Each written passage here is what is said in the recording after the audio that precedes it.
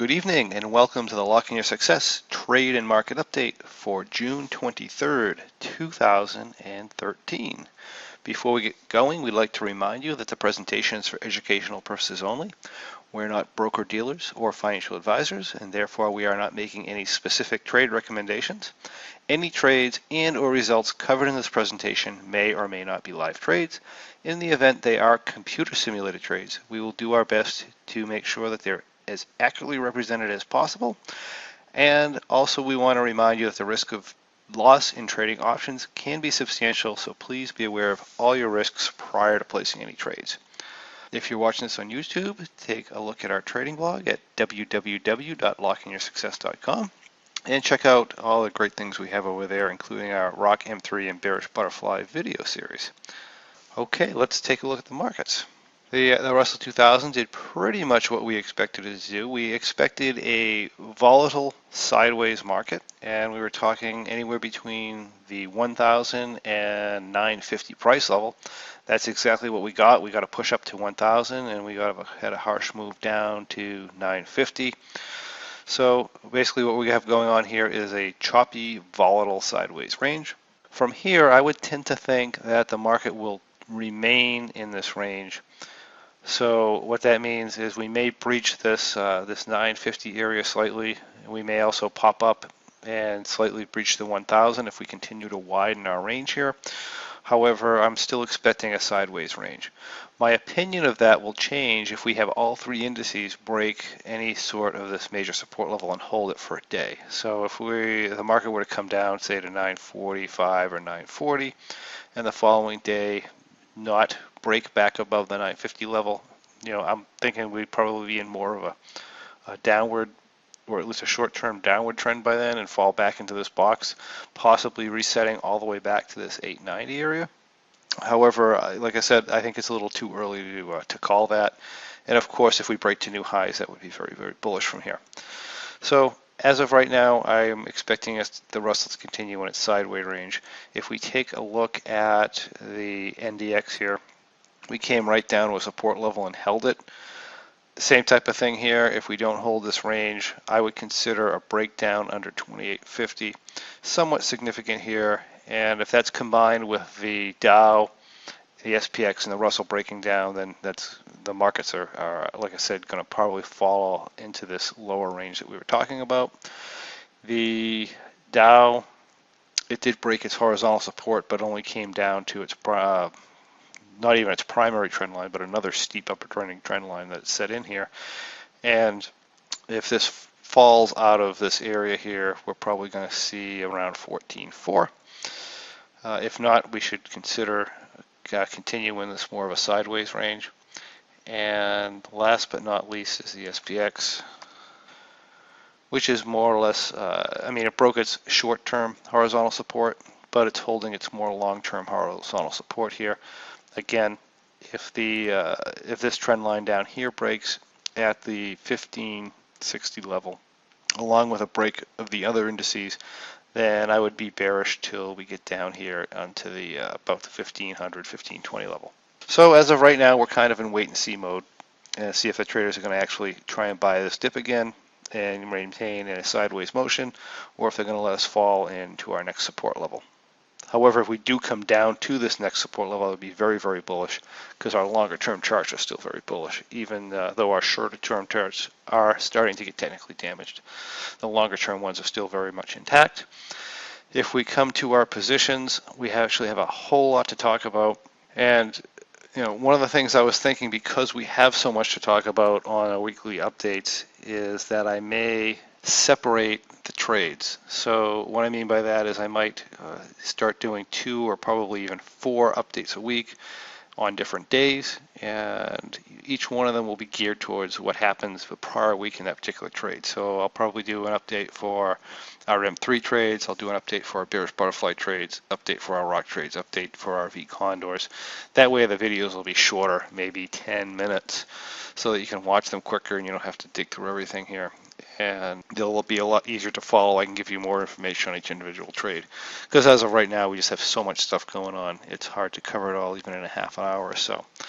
But what I'm going to do with the June trades, because we have so much to cover, I'm just going to go right to where they, right to what the results were, and briefly talk about them. I'm not going to go over them adjustment by adjustment last week because a few of them did have quite a few. And we have the entry of our August Bearish Butterfly, we have the entry of our August V Condor, and we also have the entry of our July Rock trade this week to go over. So lots of stuff here, and like I said, I'm going to skim over it for now.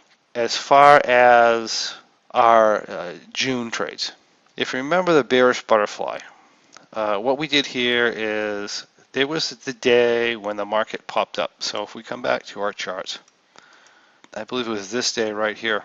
The June Bearish Butterfly touched maximum loss for about, probably 10 minutes during that day. Normally, with how far we were from expiration, I'm not going to pull the trade if it does that because I'm not usually watching it intraday. I'm just watching it end of day. By end of day, we were no ways near maximum loss because we had this pull down. So one of the things I did is I said, you know what, this thing did touch maximum loss. I know some people, the students, bailed out of it at maximum loss. I'm just going to say on our results page that we took a maximum loss. The reality is you really probably should have been holding it that day, and had you held it, you would have returned approximately 18.6% on the trade. So it recovered from being drawn down quite well. And of course, realistically, if you are trading the guidelines, you would have pulled that at about plus 10% profit. However, since it did touch max loss, I said, you know what, I want to make this year interesting. I'm going to call this a maximum loss. As a matter of fact, if I traded out of it, I probably would have taken another percent. I'm going to call this a 31% loss. And that brings us down 31% for the year. And we're going to see if we can dig our way out of this and make a 50 or 60% profit for the year, because I think that'll be fun if we can do that. Just to show how dynamic this is. But like I said, this should not have actually been a loss. The only legitimate loss you really had was in April. The rest of the year was just kind of flat. So, but we're going to call it a loss. The M3 trade I got out of on Wednesday. And one of the reasons I got out of both my M3 and ROCK trades, by the way, on Wednesday is because I was traveling Thursday and Friday and I didn't want to watch the market. So I pulled this on Wednesday, near profit target, about 8.4% profit.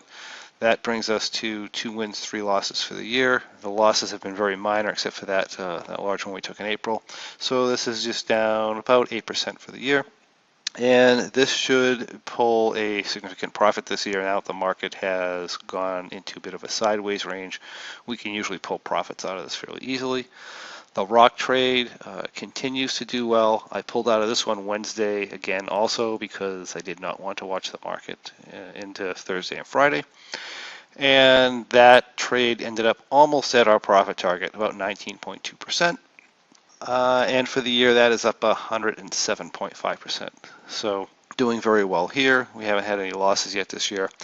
The V trade thus far also has not had any losses. It was a tough month for the V trade because we had a very, very aggressive up move. And we were in the same period of time when we were in this bearish butterfly, and we had a drawdown near maximum loss on this trade. However, the market did settle out as it usually does when these trades get stretched, and we were able to pull a small profit out of it. And this was held till expiration and expired at about 3.7% profit, which makes that one up 28.2 for the year. So the Bearish Butterfly and M3 are underperforming this year so far. The ROCK is overperforming. The V trade is about what it usually does. So the rest of the year, we're looking forward to, like I said, pulling out of this hole here and making the M3 profitable as well for the year. So that shouldn't be too much trouble. All right, let's take a look at what's open and what the trades that were opened on Friday afternoon. So as far as open trades, we had a Bearish Butterfly for July. And this trade was put on with 990 shorts. There has been no need to do anything with it. It's actually up $7,080. We're 28 days to expiration, so we're over our low profit target. We'll see how this goes. If we get down to close to 21 days and we're still up $7,000 or $8,000, may just pull it and roll and stay into the August position. So we don't have to fight into expiration. That would be a good trade for the month, and we can move on. If if it fights us, it fights us, and we will continue to fight the good fight, and this should do well this month. So here's what the analyzed graph currently looks like. We do have a rollback point at 950, and I don't like that rollback point at 950, which is why I would consider pulling it if we do actually pull down to that area. All year with this trade, we've had rollback points where I don't like them, right at major support levels. This happens to be a major support level at 950. I roll back to at the money, and then the market just screams to the upside, and we have some trouble with that. So knowing that that's the case, if we're near profit target at 950, this may just come off and move on. Of course, we could always do a modified trade where we roll this back to 930 and change it into an M3, which is what I would tend to do in this particular market right now. However, like I said, this trade is just strictly following guidelines. And let's take a look here. We also have a July V Condor on, which currently looks like this. The trade is about positive 41 delta right now. We're up about $1,400. Take a look at our analyze screen. This is what we have. The trade is doing perfectly fine. Could take a fairly significant down move if we have too much trouble. And of course, we take a very, very large up move without any trouble at all. So if our delta does start kicking up, I may start rolling this put back or further to a higher strike, just to correct our delta a little bit, because we have been rolling it out because the market's been so flat. So that would be perfectly fine to do that. But as of right now, everything is fine. Next, I'd like to show you the entry for the July ROCK trade. Because of the elevated volatility levels, our delta skews told us to come into an M3 entry.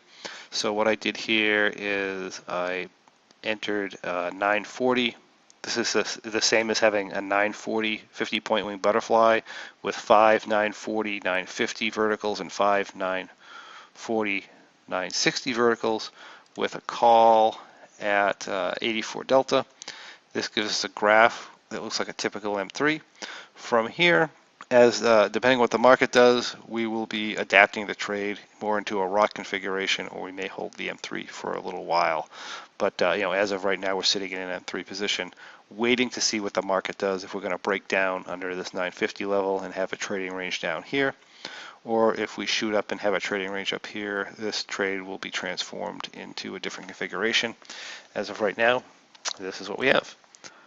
We also entered the August Bearish Butterfly on Friday afternoon. The market was at about 964. We simply came in with 940 butterflies and had 10 of those. Our delta theta ratio was in limits, and this position looks like this. This is not the highest probability entry because we've been down a lot and we're near support levels. However, it should be fine. And last but not least, I entered the August V Condor. We came in, we bought sold our shorts at approximately 10 delta on both sides. We have 30-point wings. We have a long put at 950. We have a long call at 950. And it gives us a graph that looks like this. And we're ready to go. So basically what we've done, we've entered the August Bearish Butterfly, the August V Condor, the July ROCK trade. We have currently opened the July Bearish Butterfly and the July V Condor, which are both doing well. And we've gone over the results. It'd be very interesting to see what the week brings. If we break support levels, it could be meaningful to the downside. However, we were more likely expecting more of a sideways range. So that's it for now. I hope everybody has a great week, and we'll talk to you with any changes. Thank you and good night.